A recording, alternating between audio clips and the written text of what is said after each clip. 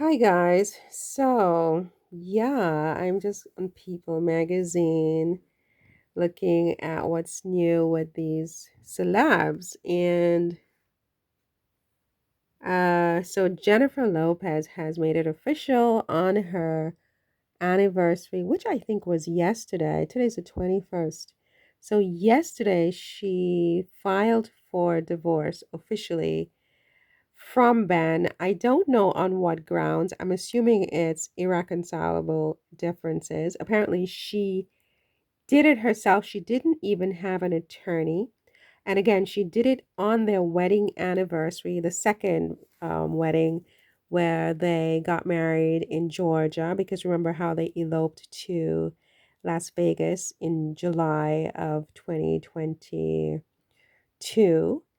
And then they had the official wedding in Georgia at Ben's property in Savannah in August of that year.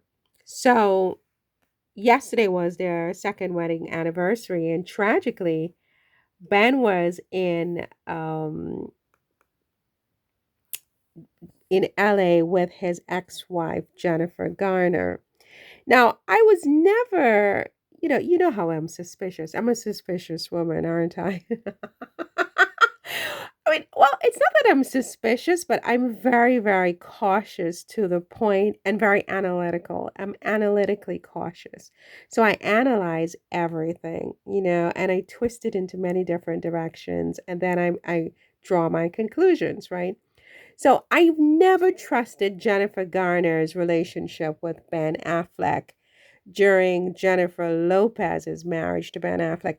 Jennifer Garner was way too helpful. She was way too nice. She was way too wholesome. She was way too present. Her omnipresence and this co parenting with Ben while making it clear that she has a boyfriend, but always showing up in the tight jeans or the tight leggings. I was just like, you know what? Who do you think you're talking to? Who do you think you are talking to here? I, well, anyway, I'm not even going to say it, but I never bought into it. I saw through her. She never, if she had given up Ben, she certainly was not invested in his marriage to Jennifer Lopez succeeding. And that could simply come down to ego. A woman's ego, we all have it. We all have an ego. We all want to be the one, the most beautiful, the sexiest, the most desired, and so on. Some of us know we never will be that, so we keep our distance from the beginning. But others, we get into the fray and we fight it out. We duke it out. And Jennifer Garner, probably during her marriage to Ben Affleck, had to listen or even suspect or analyze the fact that her husband was always kind of, if not whimsical or nostalgic, certainly, you know, whatever the word is, I don't even know about his ex, Jennifer Lopez. And, when they're having their problems in their marriage, she probably always had that little nagging doubt about that relationship and so on and so forth. Because I think when she met Ben Affleck, Jennifer Garner, that is, he was already with Jennifer Lopez, or they had just broken up or something like that. There was some kind of overlap in some way, whether it was a physical overlap or an emotional overlap, but the time frame was such that Jennifer Lopez and Ben Affleck were recently a thing when he picked up with Jennifer Garner and married her.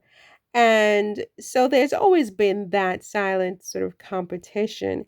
And I never trusted Jennifer Garner.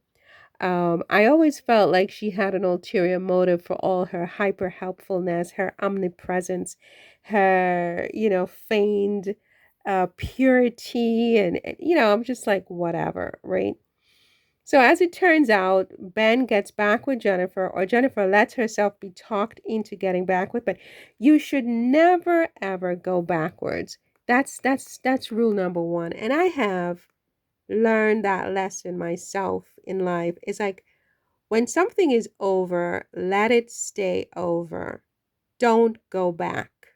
There's a reason that it was over in the first place. And I think with time, some of us, women in particular, we rewrite history in our minds, and we convince ourselves that he wasn't so bad, or it wasn't so bad, the situation wasn't so bad, because for whatever the reason that this guy pops back into our lives, that makes us want to give him a second chance, we really can talk ourselves into this fantasy world, and a fantasy of what things were when we broke off the relationship in the first place.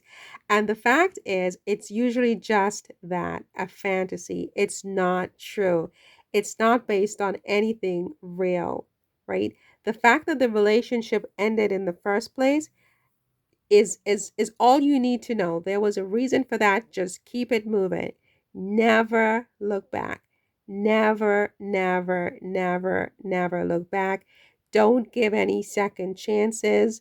Just, and I mean, you don't have to be, mean about it, or cold or heartless, but just don't give any second chances. It's not going to work out. But in this case here, I really feel like it's hard for me to figure out who to blame in this situation, as if it's any of my business, right? But Jennifer had a relationship with Alex Rodriguez. I'm sure this was not a perfect relationship. And as I have said, if Alex was cheating, it's this is a problem. I mean, cheating in this day and age, I mean, it's like it's a problem, right? And so, yes, it would be a basis to break up. To me, it would be a basis to break up. But at the same time, break up for what? For this guy, an admitted alcoholic. He's a drug addict. I mean, alcohol is a drug, right? And so you're addicted to it. You're an addict, right? Now, you left your first wife, and you pretty much blamed your first wife for your alcoholism or whatever. She also, Jennifer Garner, is rewriting history, but her day will come as well. And you know, look, Jennifer Lopez had Alex Rodriguez, and if Alex was cheating, I understand that she couldn't trust him, and trust is important, and whatever, whatever. But I still think, ounce for ounce, Alex Rodriguez was a better catch for Jennifer Lopez than this man here, right? This man is not a catch, not for Jennifer Lopez, for sure, for sure.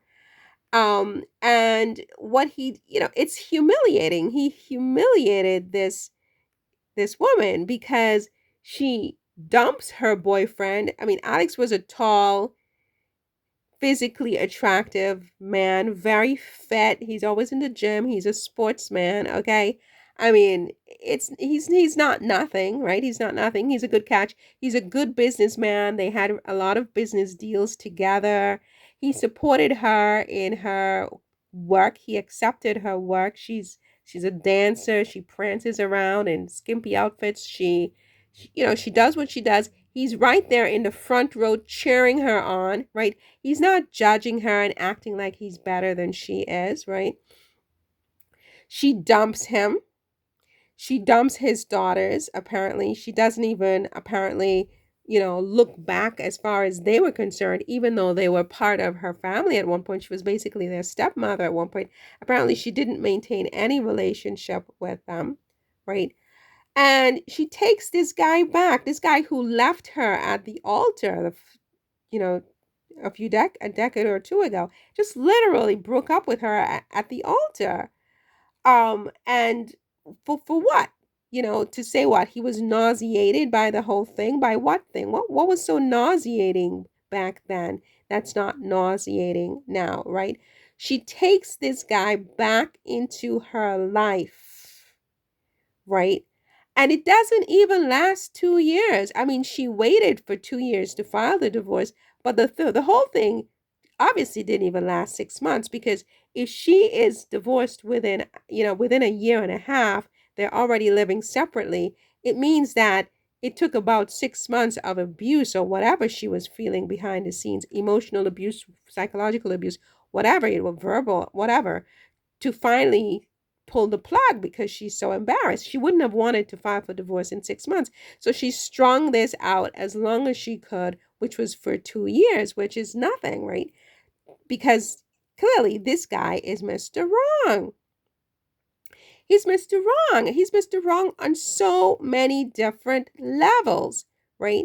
Not the least of which is this hyper co parenting that he was doing with his ex wife, whom he all but blamed for his alcoholic tendencies in the first place, which is why they divorced, right? This man has issues, right?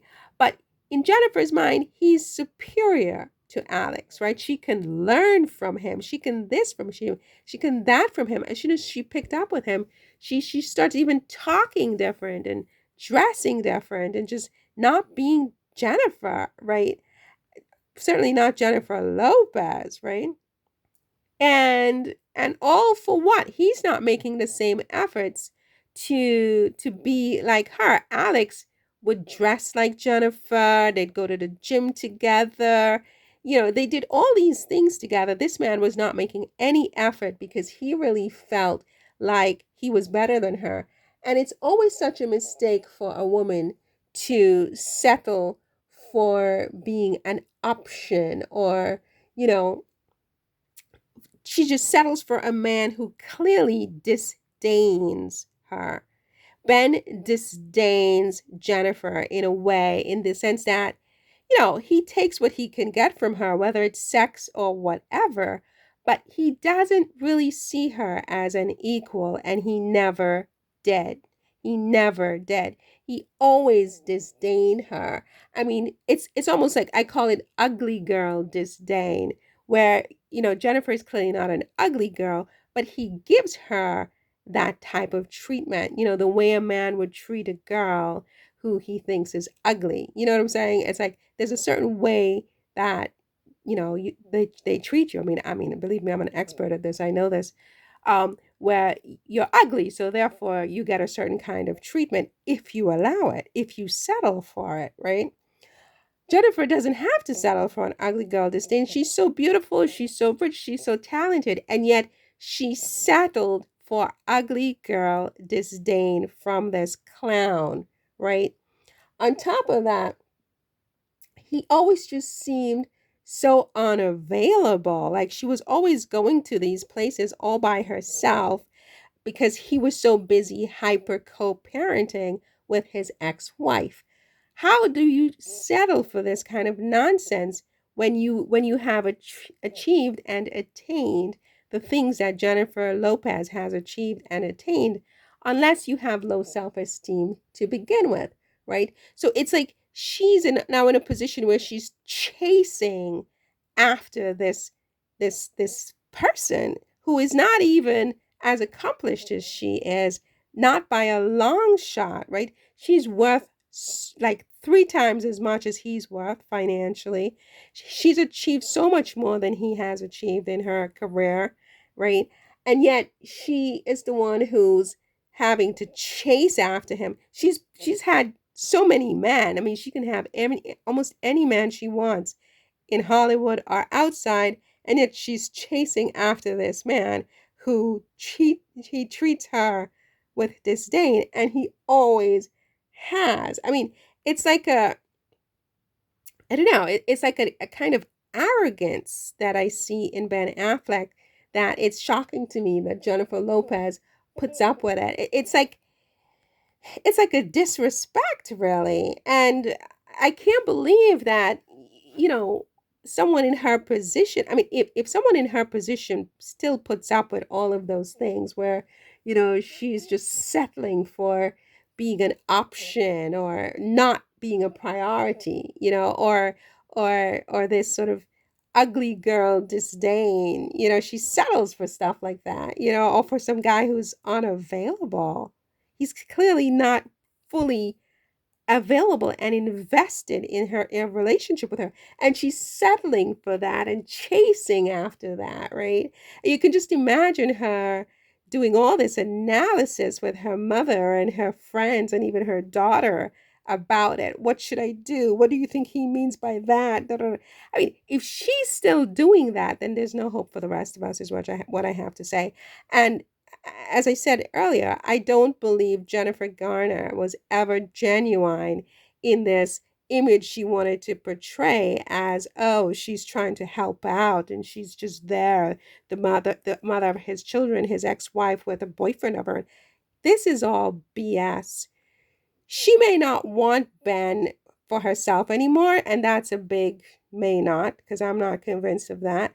But she never wanted it to work out with Jennifer Lopez and Ben Affleck, in my opinion. She never wanted it to work out.